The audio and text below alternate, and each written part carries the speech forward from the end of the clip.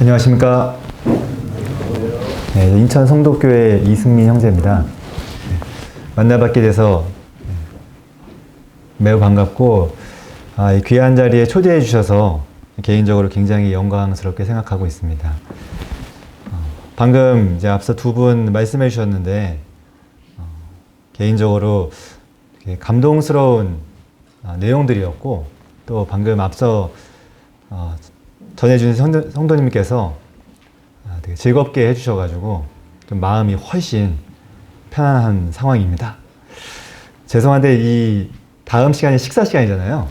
제가 몇 시까지 하면 되는지 정확하게 알려주시면. 40분까지. 40분까지.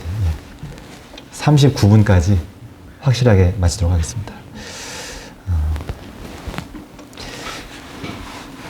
이 제목이 좀 거창한데, 이 선교를 위한 도전, 이렇게 제목을 정했습니다.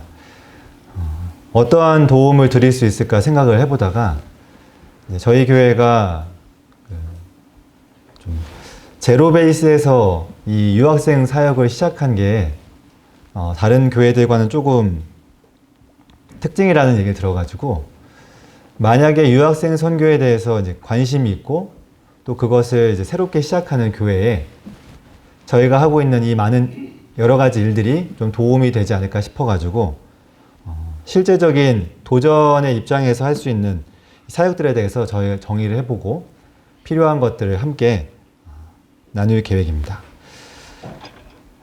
유학생 선교에 마음이 있으셔서 각 이제 교회나 단체 중에서 이 사역을 시작하는 모임이 있다면 특별하게 도움이 되기를 개인적으로 바라고 있습니다. 오늘은 이제 크게 세 가지 주제로 내용을 나누고자 합니다. 첫 번째는 하나님의 선교에 대한 것입니다. 이 하나님께서 우리가 선교를 하는 것은 사람이 하지만 끝내 하나님의 선교는 하나님께서 하신다는 것을 함께 나누고 싶습니다. 두 번째는 이 선교를 위한 준비인데, 내부적인 부분과 외부적인 부분 두 가지로 나눠서 함께 말씀을 드리고자 합니다. 그리고 마지막으로는 이 선교 활동을 참여하는 데 있어서 어떠한 이 활동들이 있고 그것을 통해 저희가 무엇을 배울 수 있고 어떠한 것들이 요구되는지 함께 나누길 원합니다.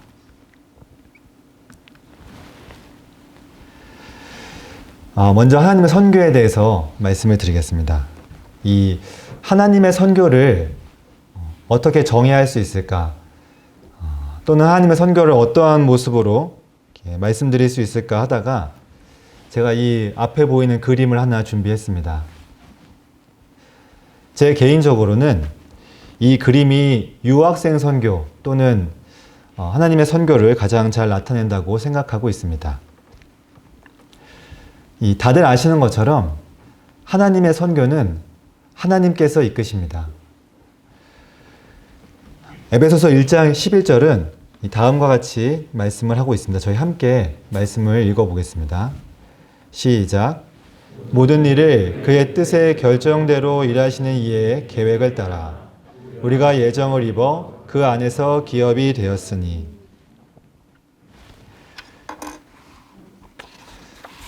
하나님의 선교가 이 사람의 무능함과 또는 사람의 나태함으로 인해서 진행되지 않을 거라고 생각하는 것은 대단히 큰 오산입니다.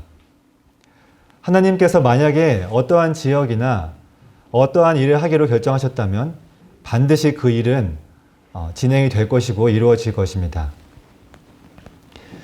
모든 것을 계획하시고 주님께서 모든 것에 대한 준비를 마치시고 또 시기와 목적에 따라서 그것을 하실 계획이시라면은 반드시 그것을 이루신다는 뜻이죠. 이것은 반대로 얘기하면 사람이 이 선교를 위해서 또는 유학생 사역을 위해서 아주 체계적인 전략을 가지고 준비 사항을 마쳤다고 할지라도 하나님께서 그 일에 대해서 생각하시는 바가 다르다면 그 결과를 맞이하지 못한다는 뜻입니다. 그렇기 때문에 선교가 하나님의 것이라는 인식을 가지는 것이 상당히 중요합니다.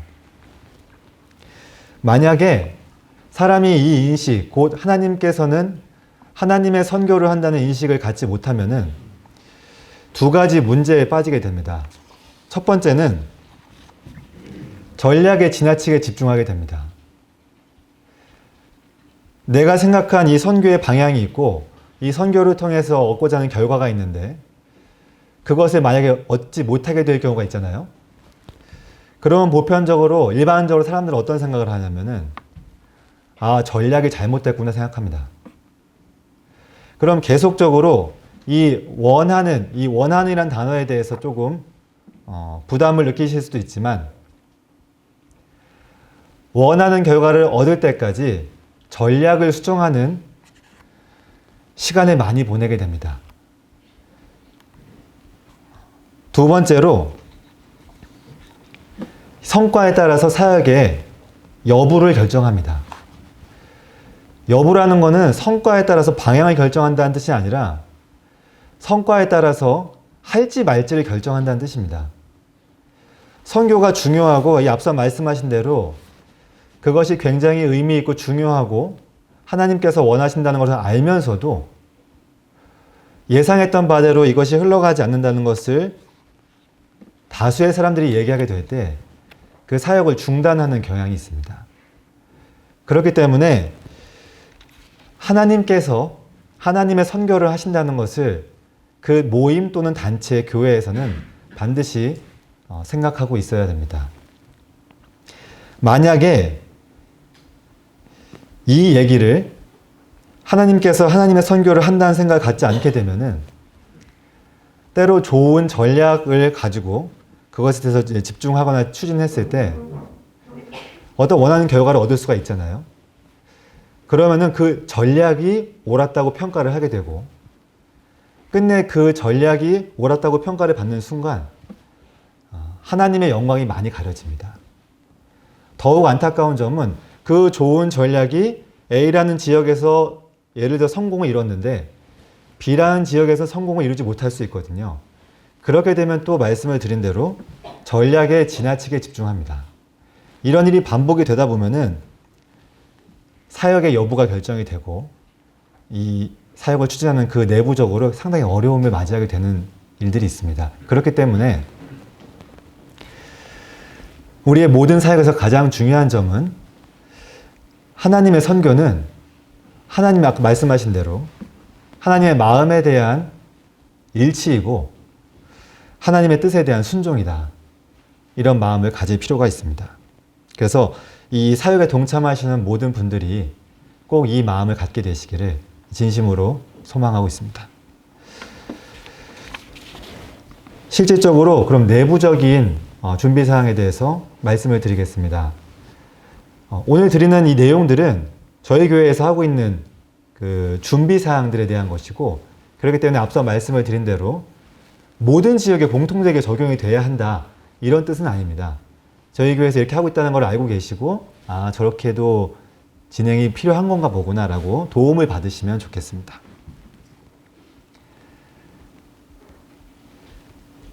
유학생 선교 사역을 시작함에 있어서 내부적으로 준비해야 될 것은 크게 세 가지라고 생각하고 있습니다. 첫 번째는 선교에 대한 정의, 두 번째는 선교를 위한 인원 구성, 그리고 세 번째는 선교 활동 세부 확정입니다. 먼저 이 선교에 대한 정의부터 말씀을 드리겠습니다.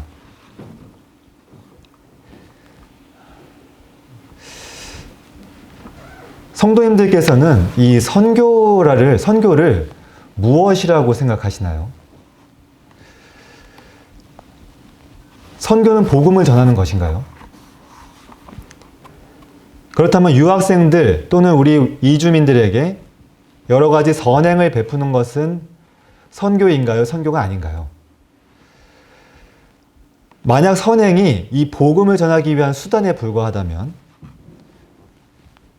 우리는 그 선행 또는 이 복음으로 이어지지 못하는 그 선행에 대해서 굉장히 무의미하게 여기게 될 겁니다. 그래서 이 선교를 어떻게 정의 내리냐는 굉장히 중요한 문제입니다. 저희가 여러 경험들을 통해 생각하는 바는 선교는 선행과 전도를 포함하는 것이고, 선행과 전도는 그 어떤 것에도 깊이 종속되어 있다고 생각하지는 않습니다. 선행은 선행대로 그 나름의 선교이고, 전도는 전도대로 그 나름의 선교인 것입니다. 전도가 선교의 핵심이라고 생각하는 이 일에 대해서 그 누구도 부인하지 않을 거라고 생각해요. 우리가 복음을 전하고 영혼이 거듭나는 일을 위해서 이 모든 일을 하고 있습니다. 하지만 이 전도라는 입장을 크게 보고 이 선행이라는 개념을 작게 보게 되면은 전도로 이어지지 못하는 그 모든 선행, 그 선행에 대해서 비효율적이다, 무의미하다, 이런 얘기들을 하게 될 것이고, 앞서 말씀을 하셨던 대로 재정적인 지원에 있어서도 야, 그거 유익했냐, 효율적이었냐, 이런 질문들이 계속 이어지면서 이것을 이제 진행하시는 분들 간에 이견이 있을 수 있습니다.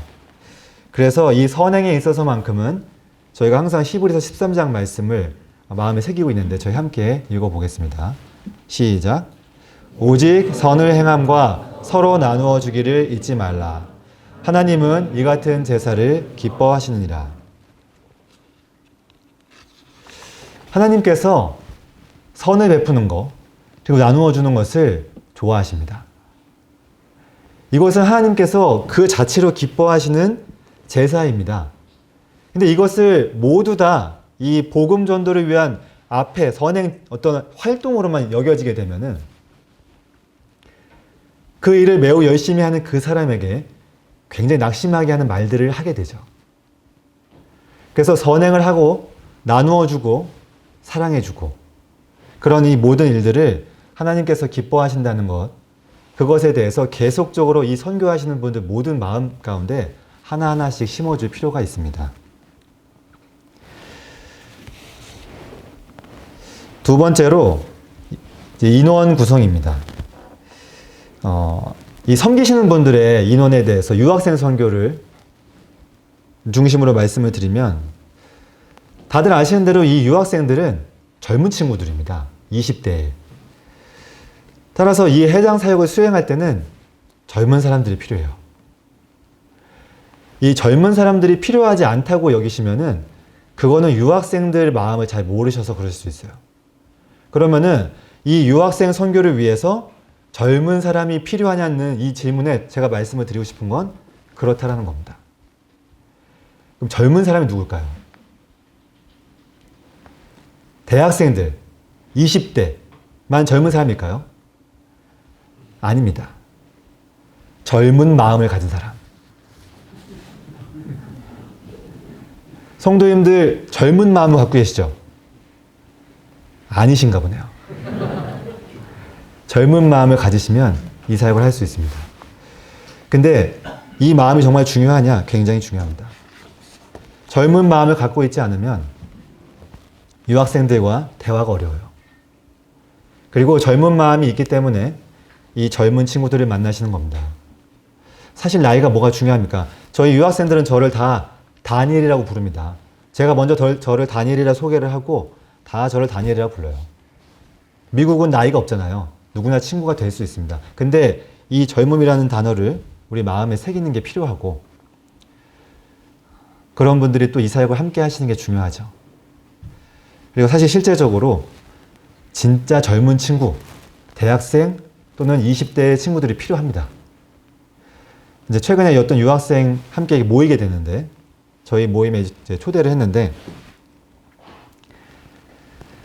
이제 한 번, 두 번 나오더니 저한테 진지하게 얘기를 하더라고요. 그래서 제 또래에 있는 곳으로 가고 싶어요.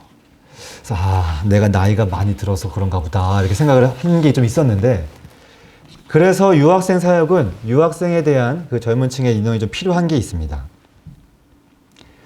두 번째로는 남녀 성비에 대한 겁니다. 이 성비에 대한 게 뭐가 중요할까 생각하실 수 있지만, 성비가 조화롭게 있을 때 누군가가 거기에 오는 거잖아요. 그 사람들을 한번 생각해 보시면, 저같이 이렇게 남성들로, 이렇게 건장한 남성들로 구성된 곳에 유학생들이 참석한다 생각해 보시면 그게 약간 부담이 됩니다, 사실. 그리고 남성은 남성의 장점이 있고 우리 여성은 여성의 장점이 있어요, 사실. 그런 것들이 함께 조화를 이룰 때 이 집회 또 모임 자체에 여러 가지 좋은 점이 많이 있습니다, 사실. 그래서 성비 구성을 가능하면 5대5로 할 수 있도록 그 구성을 준비하는 게 필요합니다. 세 번째는 전문성인데, 작은 사역 하나를 수행하더라도 어떤 분야에 있어서 전문성을 갖고 있는 그 분이 필요합니다. 예를 들면은 홍보를 하러 갈 때 홍보지가 필요하잖아요.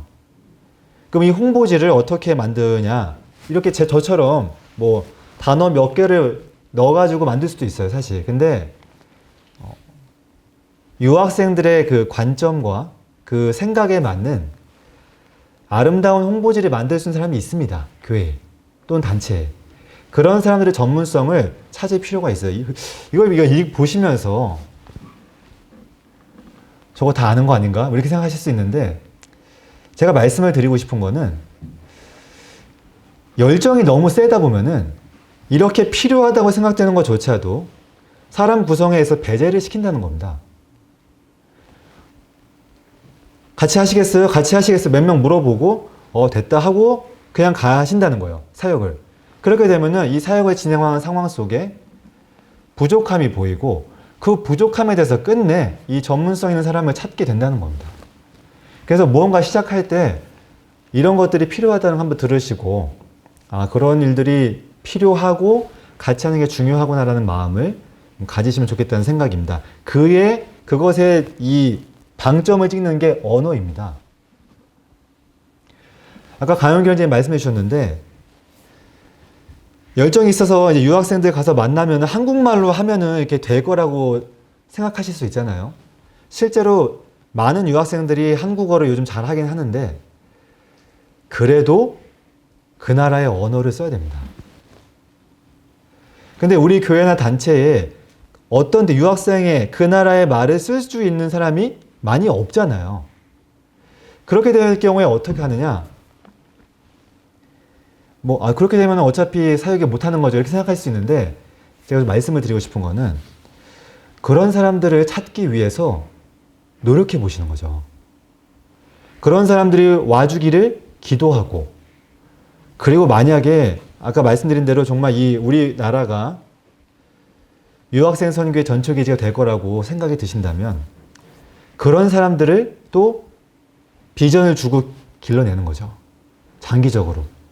그런 것들이 이 인원 구성에 필요하다는 것입니다.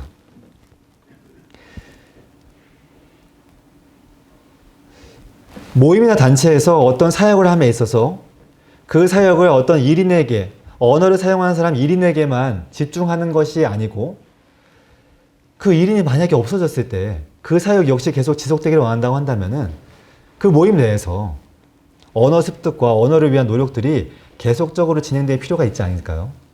이런 부분에 있어서도 함께 생각해 볼 필요가 있습니다. 마지막으로 이런 것들이 이제 인원 구성에 갖춰지면은 무슨 일을 할 것인지를 결정을 해야 됩니다. 아까 말씀을 드린 대로 선행을 할 것인지, 전도를 할 것인지, 신교를 나눌 것인지, 교회를 이룰 것인지를 결정을 해야 됩니다. 선행을 하는 부분은 그거는 뭐 언제든지 할 수 있는 거 아닐까 생각하시겠지만, 생각해 보면은 저희가 이제 저희 교회는 한국어 공부를 하는데, 한국어 공부를 유학생들에게 제공한다고 한번 생각해 보시면 어떻게 하시겠습니까? 일단 모아놓고 그들의 얘기를 들으면서 그거에 맞춰서 한국어 공부를 해주실 건가요? 그렇게 되면은 그 반대편, 이 온 사람 입장에서 생각해 보시면 딱 어떤 한국어 교실에 왔는데 누가 내 앞에 있어요. 근데 그 사람이 영어를 할 줄 몰라요. 그래서 그 사람 하는 말을 제가 못 알아들어요. 그러면은 이 사람 다음 주에는 안 옵니다. 또 다른 얘기로 딱 앉았는데 그 사람이 아무 교재가 없어요. 아무런 준비가 없었어요. 근데 이 사람이 와가지고 궁금한 게 뭐 이렇게 막 물어봅니다. 근데 뭔가 체계적이지 않고 내가 이곳에서 배울 거 없다고 생각하면 그 다음 주에 안 옵니다. 선행이라고 하는 문제, 봉사라고 하는 문제에 있어서도 어떠한 일을 한다고 한다면은 무슨 교재를 가지고 어떻게 이 사람에게 정말 유익이 되는 시간을 보내줄 건지에 대해서 아주 체계적으로 깊은 고민이 필요하다는 겁니다. 작은 일을 한다 하더라도. 그래서 교재를 선택하고 무엇을 줄지. 유학생은 한국어 레벨이 다 달라요. 고급반은 너가 이런 교재로 해줘. 초급반은 영어 잘하는 사람이 해야 되겠죠. 영어를 해야 되니까. 또는 중국어나 다른 언어를.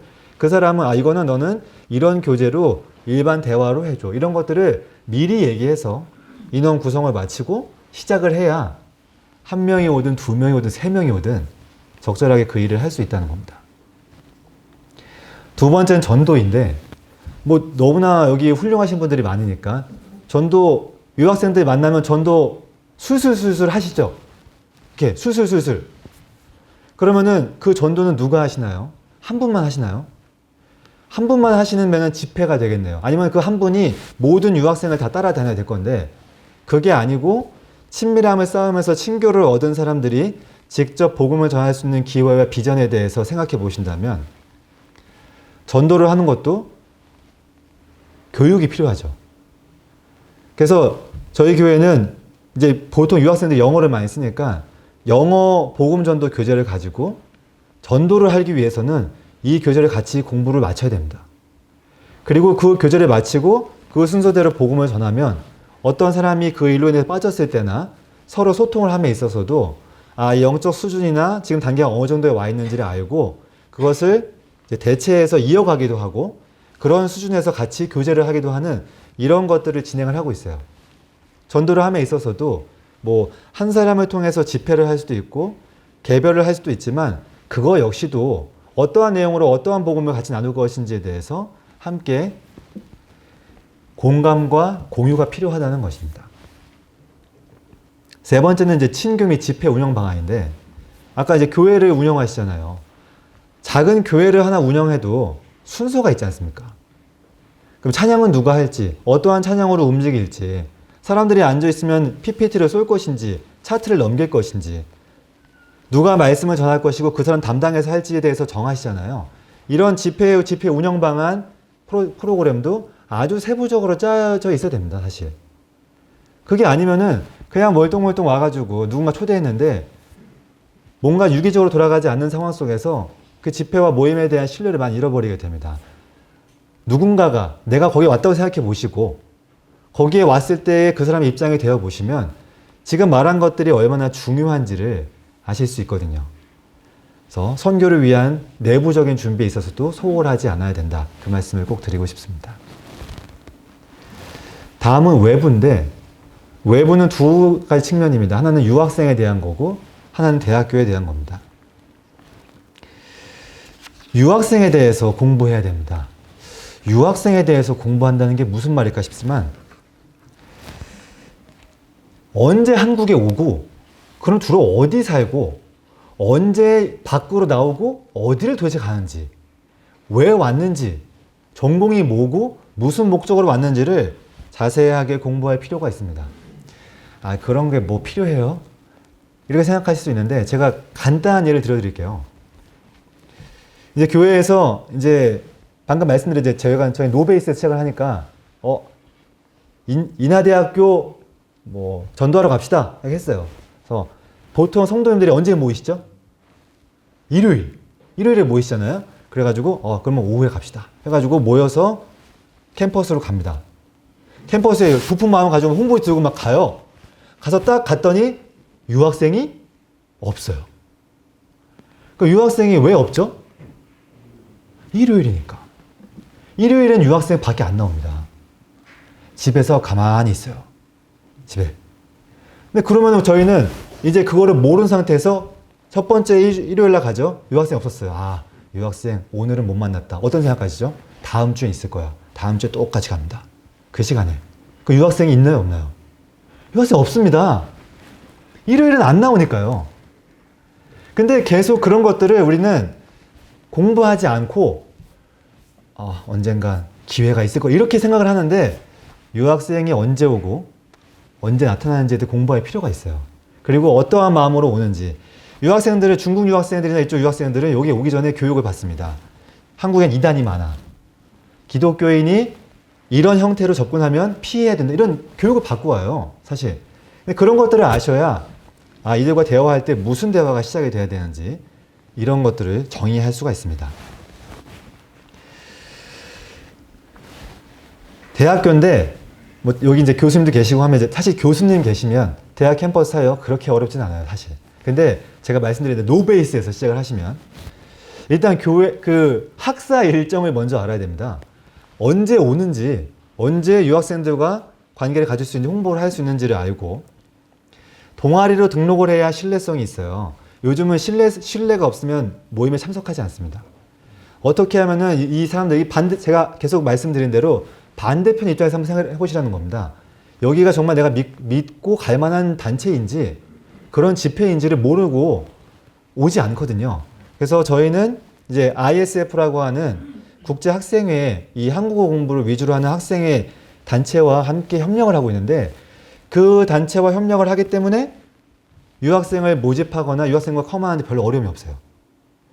그런 것들, 그리고 동아리로 등록이 되고 이런 것들을 같이 하고 있고, 유학생 관리를 각 학교에서 유학생 관리를 합니다. 유학생 관리를 하는 학교와 협력이 되면은 유학생들을 만나기가 수월해집니다. 그런 것들도 대학교에 대한 공부죠. 그런 정보들을 얻는 것도 굉장히 의미가 있습니다. 각 학교의 특성을 좀 말씀드리면, 저 연세대, 인하대, 인천대가 저희 교회 중심으로 3개 학교가 있는데, 연세대는 교목실이 있어요. 이 교목실에서 캠퍼스 내에서 활동하는 모든 단체의 이단성 여부를 매년 검토합니다. 그래서 이단성 여부가 있으면 그 단체를 제외시켜요. 그리고 학교 내에서 전도 활동이 안 됩니다, 아예. 그래서 거기와도 연계를 맺어서 같이 할 필요가 있고, 하지만 인하대, 인천대는 또 교목실이 없어요. 그래서 그러면 없는 상황에서 그런 활동이 조금은 자유스럽지만, 그럼에도 불구하고 거긴 또 학생들, 유학생 관리하는 단체가 따로 있어요. 그런 부분들과 연계가 되면은 또 혼란을 피하기 위한 지혜가 좀 필요한데, 이런 부분들에 있어서도 알 필요가 있습니다. 유학생에 대한 공부, 대학교에 대한 공부가 맞춰지게 되면은 이제 선교 활동에 참여하시면 됩니다. 지금 보시는 대로 이렇게 홍보지 뭐 어렵지 않습니다. 이거 어렵지 않습니다라는 말을 드리는 게 성도님들은 어렵지 않겠지 생각하지만 어렵습니다. 왜 어렵냐면은 안 해보셔서 그래요. 이거 나 이미 하고 있는데 생각하시는 분들이 해보셨으니까 그런데 처음 시작하면 어렵습니다. 처음. 근데 하다 보면은 어렵지 않아요. 그래서 홍보지를 만들어요. 이 디자인은 말 그대로 아까 말했던 전문성 있는 친구가 만들어준 겁니다. 부탁해가지고 뽑아줘서 A3 용지로 막 붙입니다. 붙이다 보면은 어떤 일이 발생하는지 아시죠? 다음날 떨어져 있어요. 네. 건물 관리하시는 분들 막 뗍니다. 이렇게. 그러면은 왜 뗐지? 막 이런 어려움이 있다가 그러면 또 다시 붙이고 이런 일들을 반복하는데 동아리 다 마찬가지입니다, 사실. 그런 일들을 계속하고 직접 줍니다, 이렇게. 직접 주다 보면은 간단한 얘기인데 사탕 같은 거 같이 주면은 아주 호의가 느껴져요. 그래서 호의를 하는 건 중요하니까. 그런 일을 하고 중간중간 아까 보여주신 것 같고 아마 이제 다음에 보여주시겠지만 다양한 이제 그 친교 활동들 중간중간 하고 또 복음 전하는 시간 갖고 하는 것들을 하시면 됩니다. 이거는 뭐 당연히 하는 거 아닌가 했는데 이 사진을 왜 또 이 내용을 왜 제가 추가했냐면은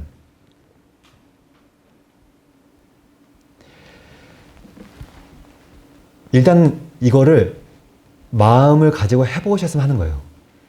일단 같이 몇몇도 좋으니까 하다 보면은 경험하고 느껴지는 것들을 알 수 있고, 이걸 해보셔야 이 홍보지를 줬을 때 유학생들이 초대장에 응하지 않는다는 거 쉽게 알게 되고, 응한 친구들을 어떻게 해줘야 되나, 이 어떤 모임의 단체가 있을 때 거기에 초대할 때 반드시 연락처를 받아내야 된다는 걸 알게 되고, 그래서 창피함이나 이런 걸 무릅쓰고 카카오톡 아이디 달라고 하는 그런 단계가 닿으면은 이제 유학생들과 계속해서 연을 가져갈 수 있다는 겁니다. 그게 왜 중요하냐? 유학생 입장에서는 이 모임에 참석해야 되는 열의가 없거든요. 사실 복음의 초대, 선행, 우리가 준비된 사실 그렇지 않아요. 이런 일들을 하는 단체는 많이 있고 지금 우리가 하고자 하는 일들을 하는 단체는 또 많이 있을 수 있습니다. 이곳에 와서 그들을 만나는 건 하나님의 은혜가 함께하고 또 우리가 반대 입장에서 생각해 볼 필요가 있습니다. 그래서 우리 입장에서 그들을 계속해서 할 수 있는 지혜들을 직접 해보는 게 중요합니다. 네. 마지막으로 그러면 아까 말씀드린 그런 준비사항을 갖춘 상태에 저희가 한 학기를 어떻게 시작하고 하는지를 말씀을 드리겠습니다. 한 학기가 시작되기 전에 선교부 워크숍을 해요. 저희 선교부는 다 같이 모여가지고 이제 유학생 선교부가 있고 일반 그 근로자 선교부 다 통합이 된 선교부가 함께 워크숍을 합니다. 이 워크숍에서 아까 말씀드린 대로 어떠한 마음으로 임해야 되는지 얘기해주고 가끔씩 이제 이슬람 분들이 많이 만나게 되면은 그 이슬람 전도 책자 중에 그 무슬림과 친구들 이런 것들이 있거든요. 그런 것들을 나누면서 무슬림들이 어떠한 오해를 갖고 있고 어떠한 대화로 시작하면 되는지 당신은 왜 무슬림이 되었나요? 이게 항상 시작 문구거든요. 당신은 왜 무슬림이 되었나요? 부터 시작해서 어떻게 대화를 이어가는지 이런 그 공부의 연구 어떤 시간으로 이 워크숍을 진행을 합니다. 그 다음에 아까 말씀을 드린 대로 대학교를 방문해가지고 강의실도 빌리고 교목실도 가고 동아리 다시 갱신도 하고 이런 일련의 절차들 그리고 홍보 활동을 다 이렇게 마친 다음에 이제 한 학기 약 3개월, 4개월을 정기적인 한국어 공부, 정기적인 크리스찬 모임을 가지는 겁니다. 계속해서. 그 와중에 통합으로 소풍도 가고 1대1로 만나서 복음을 전하는 그 일련의 일들을 다 마친 다음에 새 학교가 모여서 종강 파티라고 마지막으로 다 같이 모여서 뭐 여러 가지 그 게임 같은 활동과 더불어서 하나님 복음을 전하는 시간을 가지면서 이 한 학기가 정리가 됩니다. 준비한 건 여기까지고요. 정확히 40분입니다. 그래서 조금 더 이제 궁금하신 분들이 있으면은 언제든 저한테 말씀해 주시고 짧은 시간이라 다 말씀드리지 못했지만 좌충우돌 겪는 그 경험들에 대해서도 많이 드릴 말씀이 있으니까 언제든지 말씀해 주시고 꼭 말씀을 드리고 싶은 건 이 사역이 어렵잖아요. 제가 이 사역을 하시는 모든 분들 되게 어려운 걸 저도 알고 있거든요. 어디에 계시든 멀리서 항상 그 일을 같이 겪으면서 공감하는 제가 있으니까 지치지 마시고 끝까지 주님 만날 때까지 지속하시기를 기도하겠습니다. 감사합니다.